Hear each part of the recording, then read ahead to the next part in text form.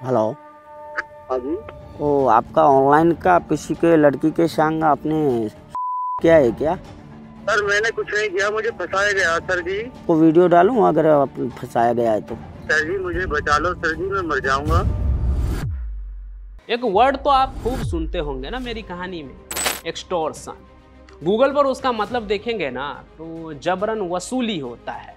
करते थे ना दाऊद के लोग वही, या फिर बिहार यूपी में जो बाहुबली लोग करते हैं, या आज की तारीख में कहूँ तो लॉरेंस बिश्नोई गैंग और हिमांशु भाऊ गैंग जो कर रहे हैं, व्यापारियों को जान की धमकी देकर उनसे पैसों की उगाही।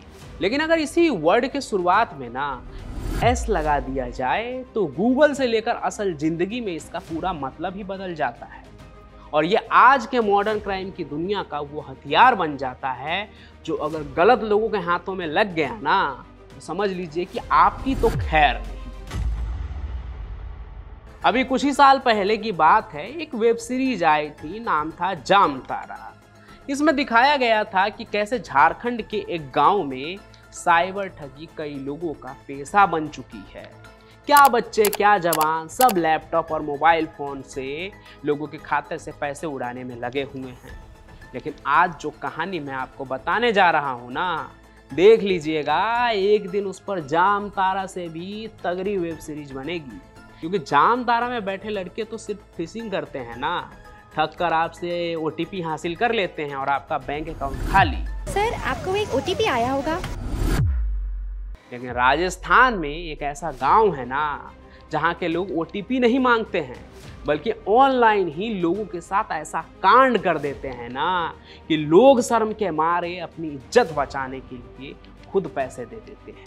क्योंकि वहां के लोग ऑनलाइन आकर खेलते हैं सेक्सटॉर्शन का खेल। और इसलिए ही राजस्थान के कैथवाड़ा गांव को अब सेक्सटॉर्शन का जामतारा कहा जा रहा है, जिसके अगले शिकार आप भी हो सकते हैं। इसलिए ध्यान से सुनिएगा कहानी, ताकि कहीं आप ऐसे ट्रैप में ना फंस जाए। अगर फंस भी जाएं तो बचे कैसे।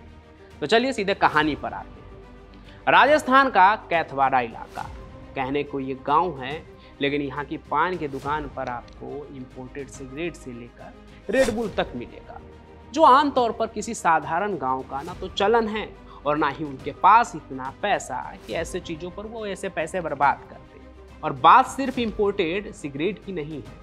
इस धूल फाकते गांव में आपको नई बाइक पर गेरी मारते हुए और कान में एयरपोर्ट्स लगाकर घूमने वाले लड़के इतनी तादाद में दिखाई देंगे ना कि आप सोच में पड़ जाएंगे कि आखिर इस गांव में कौन सा अमृतकाल चल रहा है जो इनके पास इतना पैसा है हर किसी के पास।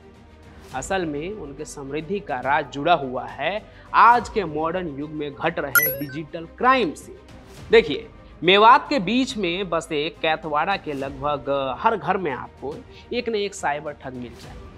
12 साल के बच्चे तक यहाँ ब्लैकमेलिंग और पैसों की हेराफेरी जैसे अपराध को अंजाम देते हैं। और एक अनुमान के मुताबिक इन तमाम डिजिटल क्राइम से गांव ना एक दिन में लगभग 2 करोड़ रुपए का बिजनेस कर लेता है। यानी महीने में 60 करोड़ और साल में करीब 720 करोड़। एक विधायक को ना अपने क्षेत्र के विकास के लिए हर साल सिर्फ 5 करोड़ रुपए मिलते हैं। तो इस बात से तो आप समझ सकते हैं कि गांव में इंपोर्टेड सिगरेट या फिर रेड बुल मिलना तो बहुत छोटी सी बात है। ये लोग तो पूरा का पूरा ठेका भी खरीद सकते हैं। खैर, ये तो अलग बात हुई, लेकिन सवाल तो एक आपके भी मन में चल रहा होगा ना कि ऐसा कर क्या रहे हैं, कैसे कर रहे हैं ये लोग जो इतना कमा रहे हैं। तो आइए वो कहानी भी सुनिए जो नवभारत टाइम्स के पारुल कुलश्रेष्ठ की रिपोर्ट में मैंने पढ़ा था। कहानी सुनने के बाद आपको पता चलेगा कि कितना जोखिम उठाता है कोई, तब जाकर हम और आप ये कहानी सुन पाते हैं। तो इस रिपोर्ट में उन्होंने लिखा था कि उस गांव का खौफ ऐसा था ना कि अलवर में बैठे लोग भी वहां जाने से मना कर रहे थे कि भाई उस गांव में तो मत जाइए, क्योंकि टटलू काटने वालों का डेरा है वहाँ। आम बोलचाल के भाषा में वहाँ के लोग जो है ना साइबर फ्रॉड करने वालों को टटलू काटने वाला कहते हैं। एक व्यापारी उन्हें कैथवाड़ा दिखाने को राजी भी हुआ काफ़ी रिक्वेस्ट करने के बाद, लेकिन उससे पहले 2 शर्तें रख दी। पहला कि वहाँ आप मोबाइल एकदम बंद रखिएगा, ये रिस्क चाहिए ही नहीं कि आप मोबाइल निकाल के वहाँ शूट वूट करने लगे, फ़ोटो खींचने लगे। और दूसरा कि वहाँ के लोकल लोगों से ना कोई बातचीत आप करिए ही नहीं। उनके लिखे शब्दों को ना मैं अपने शब्दों में आपको बताता हूँ। गांव के अंदर शीशे का मकान, जो वहाँ के लोगों का समृद्धि का पहचान है। जिसके पास ज़्यादा पैसे हैं वो एकदम आगे, घर के आगे शीशे वाला मकान, ऐसा एकदम आप समझ लीजिए कि टिप टॉप मकान बनाएगा। और ऐसा एक दो नहीं, बहुत सारे मकान हैं। और वहाँ पे बिना नंबर प्लेट की गाड़ियाँ, महंगी महंगी गाड़ियाँ, और ऊपर से नीचे ब्रांडेड चीज़ों से लदे लड़के। और उनका काम क्या, वो भी सुनिए। पहले ये लोग किसी महिला या लड़की के नाम पर फर्जी फेसबुक या इंस्टाग्राम आईडी बनाते हैं। इसके बाद सोशल मीडिया पर लोगों से बातचीत बढ़ाते हैं। धीरे धीरे उन्हें व्हाट्सएप पर चैट करने के लिए राजी कर लिया जाता है। और उसके बाद धोखेबाज एक फ़ोन के सामने दूसरा फ़ोन रखते हैं रिकॉर्डिंग के लिए, फिर एक अश्लील क्लिप प्ले कर देते हैं जिसमें एक महिला अपने कपड़े धीरे धीरे उतार रही होती है। सब कुछ इतने सफाई से होती है ना कि शिकार समझ ही नहीं पाता है कि उसके सामने वीडियो चल रहा है या असली औरत है। वो पल भर के मज़े के लिए ना अपना सब कुछ गवा देता है। इस सेक्स वीडियो चैट के दौरान स्क्रीन रिकॉर्डर ऑन रहता है, सब कुछ कैमरे में कैद हो जाता है। और फिर यहीं से शुरू होता है वसूली का खेल। शिकार फंसा और उससे 10,000 से लेकर 70,000 रुपये तक की रकम मांगी जाती है। और अगर किसी ने रकम देने से मना कर दिया तो फिर उसको दी जाती है क्या, धमकी, कि अगर तुमने पैसे नहीं दिए ना तो ये जो वीडियो देख रहे हो ना, जिसमें लड़की के सामने तुम अपने कपड़े उतार रहे हो, वो वीडियो तुम्हारे घर वालों को, तुम्हारे दोस्त को, तुम्हारे बाकी जितने भी जानकार है ना, ऑफिस से लेकर फ्रेंड तक, पड़ोसी, सबको ये वीडियो भेज दूंगा। लेकिन जब कोई ऐसे भी नहीं मानता है तो उस वीडियो को वायरल कर दिया जाता है। लेकिन उनको तो पैसा लेना है, इसलिए शिकार जो होता है, यानी जिसे वो अपने ट्रैप में फंसाते हैं, उसका फेस धुंधला रखते हैं और फिर वीडियो वायरल करते हैं ताकि उसे और भी ज़्यादा डराया जा सके कि हम सिर्फ धमकी नहीं देते हैं, वायरल भी करते हैं। और फिर धमकी ये दी जाती है कि इस बार तो चेहरा ब्लर था, बच गए तो, लेकिन दोबारा ऐसा नहीं होगा, इस बार फ्रेश चेहरा रहेगा तुम्हारा और फिर वायरल करेंगे इस वीडियो को।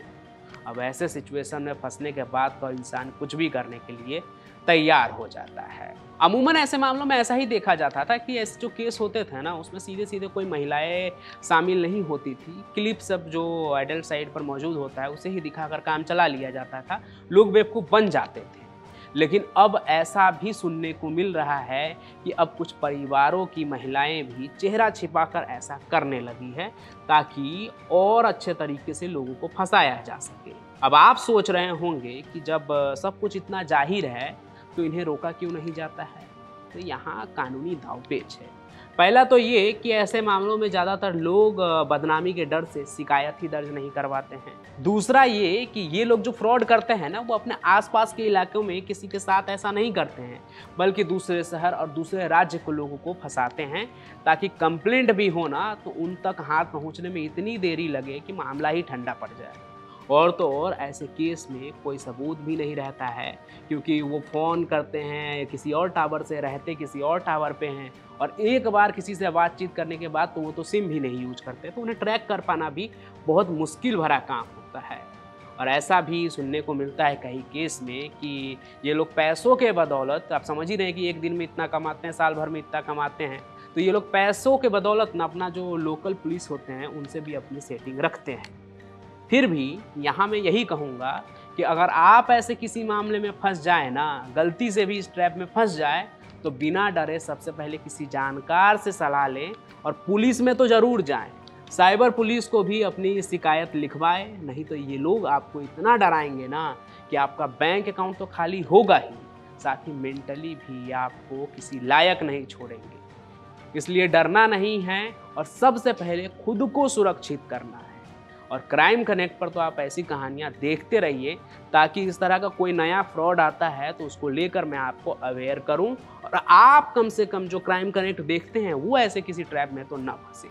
बाकी अगर आपके साथ ऐसा कुछ हुआ है या अगर आप कोई कहानी शेयर करना चाहते हैं तो कमेंट नीचे ज़रूर कीजिए, मुझे आपके कमेंट का इंतज़ार रहेगा। साथ ही स्क्रीन पर एक बारकोड दिख रहा होगा, उस पर भी आप सीधे व्हाट्सएप पर बातचीत कर सकते हैं। और इस वीडियो को लाइक कीजिए, ज़्यादा से ज़्यादा शेयर कीजिए, अपने जानने वाले लोगों को अवेयर कीजिए, उनको ऐसे किसी मामले में फंसने से बचाइए, यह आपका भी कर्तव्य है। बाकी हम फिर मिलेंगे नए सफ़र में, तब तक के लिए आपका बहुत बहुत धन्यवाद।